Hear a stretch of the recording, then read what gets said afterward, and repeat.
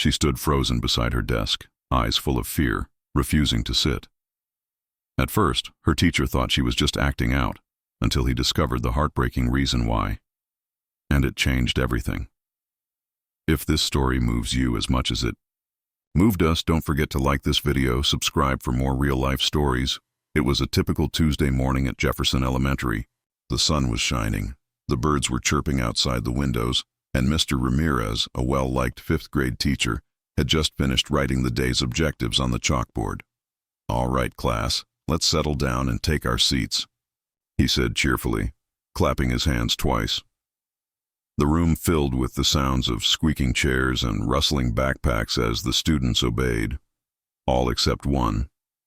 In the second row from the front, a young girl named Amara stood beside her desk, frozen. Her small hands clutched the straps of her backpack tightly, and her eyes darted around the room as if she were searching for an escape. "Amara, everything okay?" Mr. Ramirez asked gently. Amara didn't respond. Her lips quivered slightly, and she shook her head. Mr. Ramirez walked over slowly, kneeling beside her. "You can sit down, sweetheart. Class is about to start." Tears welled up in her eyes. "I can't," she whispered. The class turned quiet. Mr. Ramirez, concerned but calm, knew something was deeply wrong. He stood up and addressed the class. "Everyone, please take out your math journals. I'll be with you in a moment." Then he turned back to Amara. "Let's talk in the hallway." In the quiet hallway, away from the curious eyes of classmates, Amara clutched her notebook to her chest and looked down. "Amara," Mr. Ramirez said gently, "you can tell me anything. I promise you're safe." She hesitated, then muttered, "It hurts when I sit." That stopped Mr. Ramirez cold. "Did you fall? Is something hurting you?" he asked, trying to keep his tone light. Amara shook her head slowly. "I didn't fall. It hurts every day." Mr. Ramirez felt a pit forming in his stomach. Something wasn't right. "Amara, has someone been hurting you?" he asked, his voice barely above a whisper. Her silence said everything. He crouched down so he could meet her eye level. "Amara, I need you to be brave. If something bad is happening at home, I can help. But I need to know." After a long pause, she whispered, "My mom's boyfriend.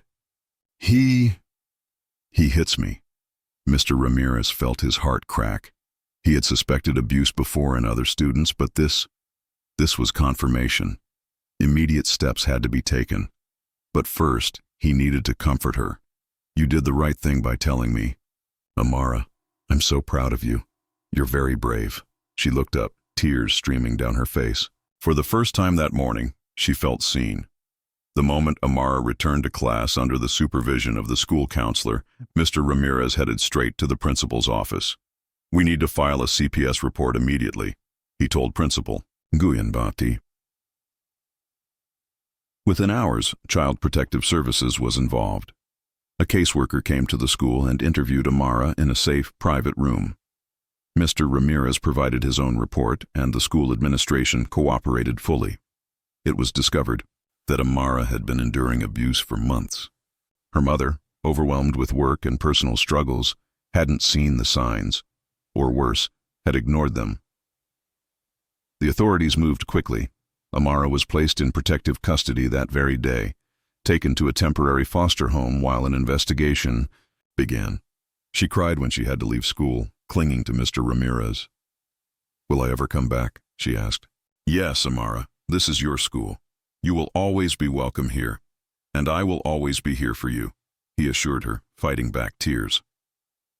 Weeks passed.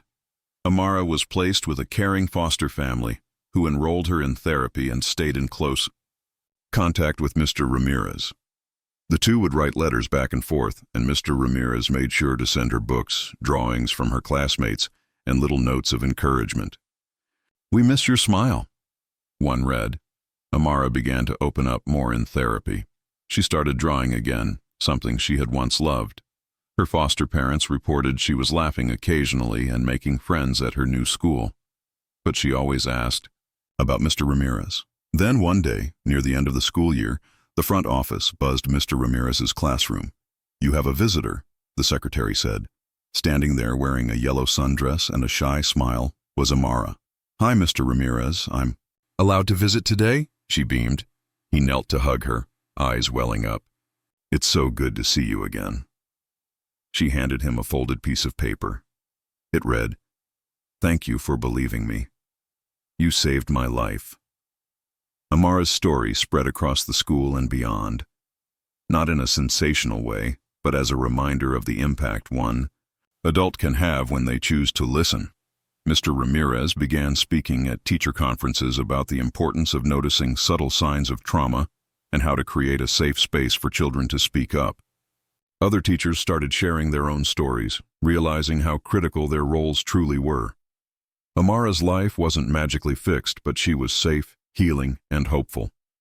She later testified in the case against her abuser and helped protect other children from similar harm. Years later, a letter arrived at Jefferson Elementary addressed to Mr. Ramirez. It was from Amara, now a senior in high school. "Dear Mr. Ramirez, you were the first person who truly saw me. I want you to know that I'm applying to colleges now. I want to be a teacher, just like you. Thank you for saving me." Mr. Ramirez kept that letter in his desk drawer, a reminder that listening, empathy, and courage can change a life forever.